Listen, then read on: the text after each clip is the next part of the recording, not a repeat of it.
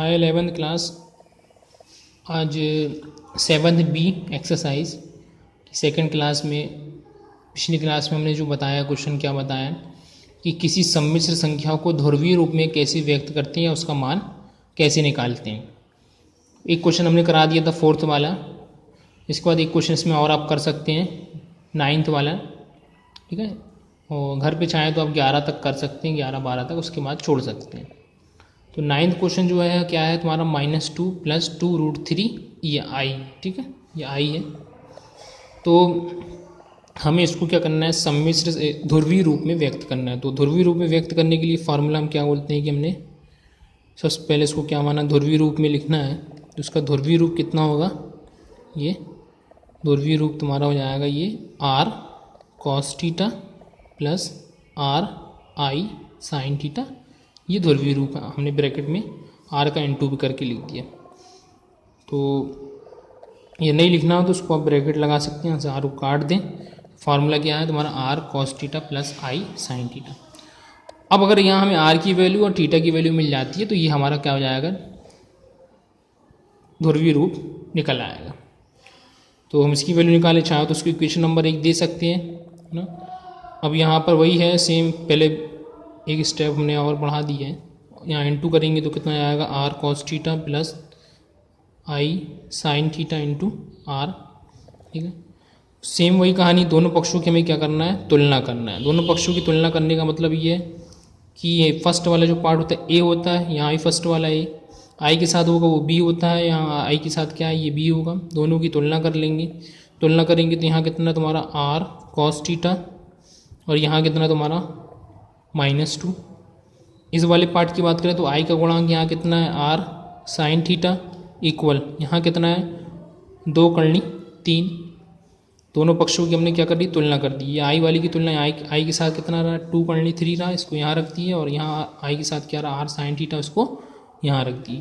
इसको चाहे तो दे सकते हैं इक्वेशन नंबर, नहीं तो बिना इक्वेशन के भी सॉल्व कर सकते हैं। तो हमने क्या करा, समीकरण 2 व 3 का वर्ग करने पर, वर्ग करके जोड़ने पर, वर्ग करके जोड़ने पर क्या हो जाएगा तुम्हारा, ये हो गया r का square cos square theta plus यहाँ r का square sin square theta equal यहाँ -2 का होल स्क्वायर प्लस 2 × 3 का होल स्क्वायर, ठीक है। दोनों से यहाँ r स्क्वायर कॉमन निकाल लेंगे, इसको आगे पीछे लिख सकते हैं। तो sin square theta plus cos square theta -2 का वर्ग कितना होगा, 4 प्लस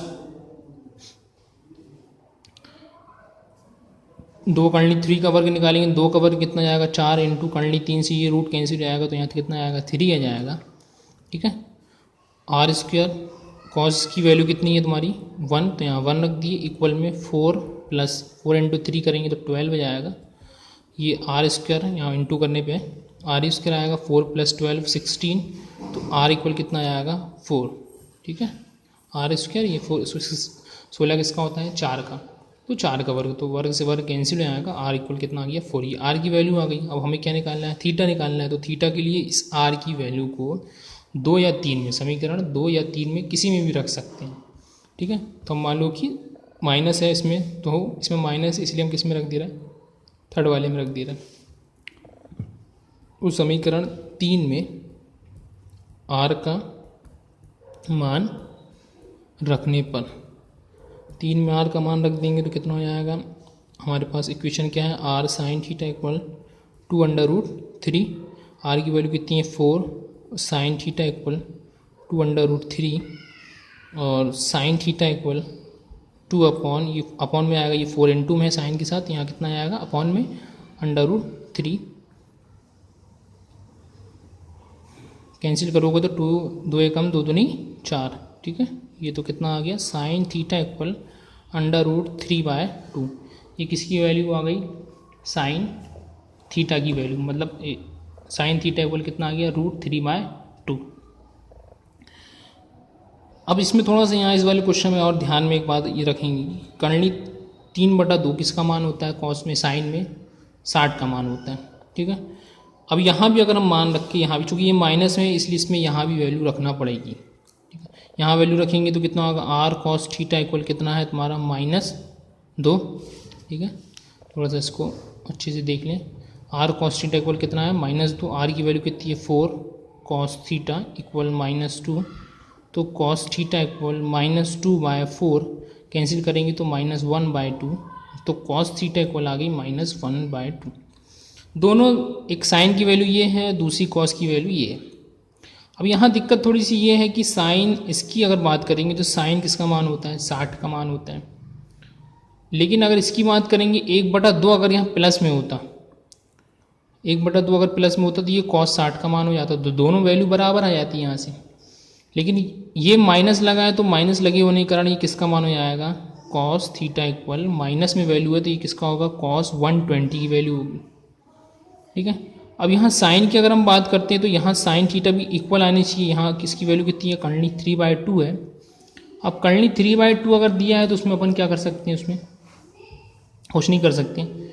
तो इसके लिए दोनों वैल्यू सेम आना चाहिए। तो इसकी वैल्यू जो है ये 60 पे होती है, तो साइन कहाँ चले आएंगे, 120। 60 पे तो इसकी वैल्यू होती है √3/2, लेकिन 120 पे भी इसकी वैल्यू कितनी होती है, √3/2। कल हमने बताया रहा कि कैसे, पिछली क्लास में हमने बता चुके हैं कि कैसे साइन या कॉस या टेन की जो वैल्यू है 0 से लेके 180 तक होती है। 90 के बाद फिर पलट जाती है, रिपीट हो जाती है। तो उस कॉस में वैल्यू तुम्हारी माइनस में होगी, ठीक है, और